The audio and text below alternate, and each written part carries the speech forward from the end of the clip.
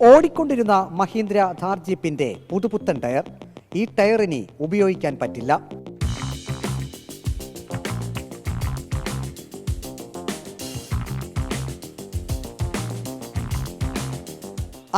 കിലോമീറ്ററോളം ഈ tyre ഓടേണ്ടതാണ്. Pathanamthitta Kozhencherry തെക്കേമലയിലെ tyre കടയിൽ ഇതുപോലെ ഡാമേജായ നിരവധി ടയറുകളുണ്ട്.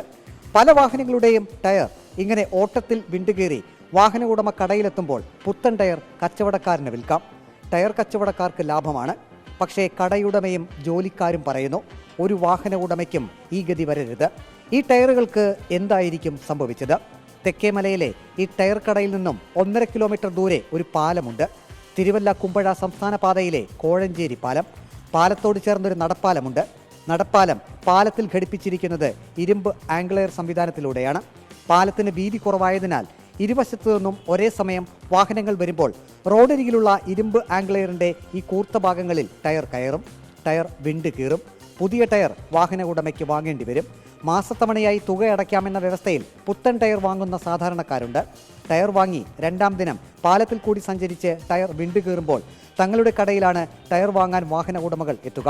വാഹന ഉടമകളുടെ ദയനീയ മുഖം കാണുമ്പോൾ തങ്ങൾക്കും വിഷമം വരാറുണ്ടെന്ന് ടയർ കടയുടമ അനിത് പറയുന്നു.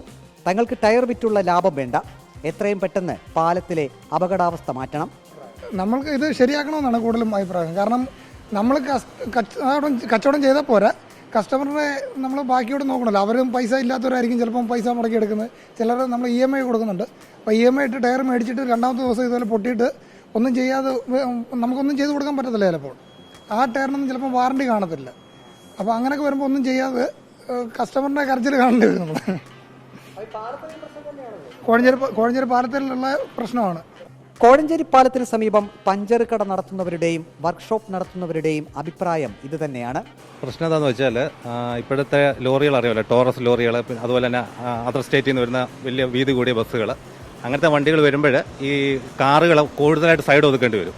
അപ്പോൾ ഈ ഇതേ തട്ടിയിട്ട് ഇതിൻ്റെ ടയർ കട്ടാവും. അങ്ങനെ കുറേ കേസുകൾ നമ്മുടെ വർക്ക്ഷോപ്പിൽ വരാറുണ്ട്. ഞങ്ങൾക്ക് വർക്ക് കിട്ടുന്നതാണ്, പക്ഷെ അതല്ലല്ലോ. അത് ജനങ്ങൾക്ക് ബുദ്ധിമുട്ട് തന്നെയാണ്.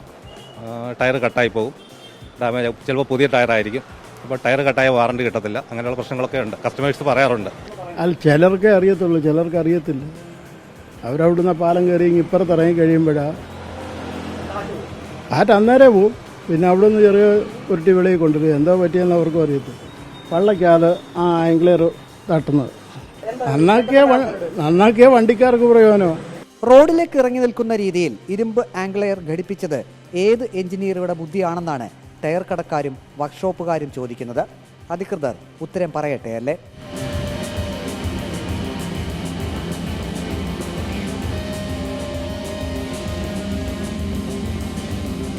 വീഡിയോ ജേർണലിസ്റ്റ് അജി കുടുംബനൊപ്പം reporter Praveen Purushothaman. In reporter, Pathanamthitta.